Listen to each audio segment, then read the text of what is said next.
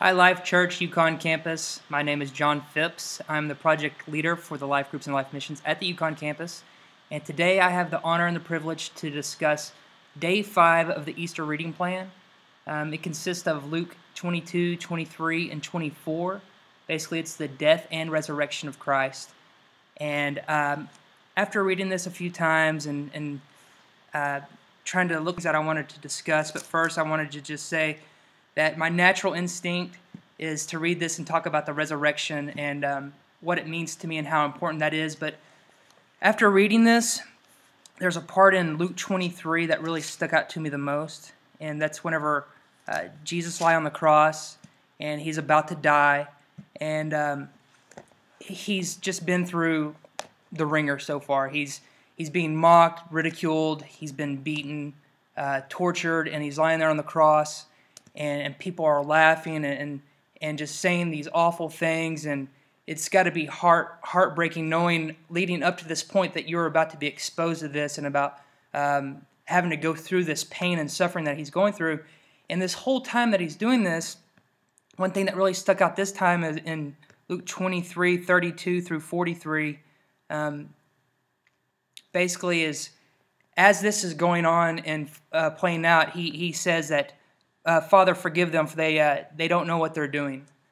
And man, when I read that this time, it just really touched my heart and made me think of all the scrutiny and all the just torture and pain that he's going through at this time, and yet he has his life is just totally centered, and he knows that he must forgive these people because they don't know what they're doing. A good example of this is he's sitting there between two criminals. And as he's about to die, these criminals are sitting there on the cross next to him, and one of them says, "Hey, if you're really the Son of God, why don't you get yourself out of this, and why don't you take us with you?" And the other criminal, he's come to the realization that this is the Son of God, and that this is, you can't talk to him. And he says, "Don't you have the fear of God? Don't you know that you can't say things like that?"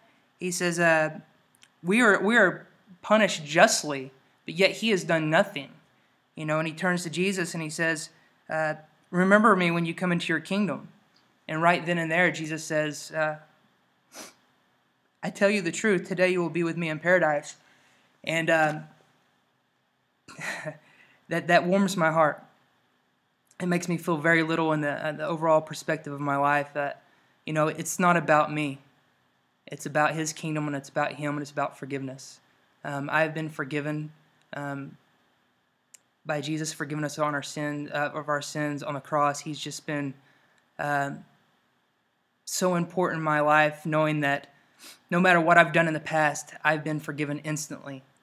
And when I read this, it made me think about the times in my life when I'm hurting, and I realize that, here I am up on my high horse, and I feel like I'm justly doing the things I'm doing. I'm justifying all these actions or non-actions, and yet I can't forgive someone for something they've done against me, or maybe it's I have too much pride, or something's going on in my life that someone else doesn't understand, yet I hold it against them. All these scenarios that can go on in my life, and yet I have a hard time forgiving someone because of my pride.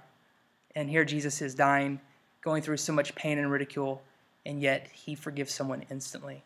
And so that just spoke volumes into my heart this week. And I hope that it does the same for you. One way that I know that I can work on myself and get into the Word more is being around other Christians.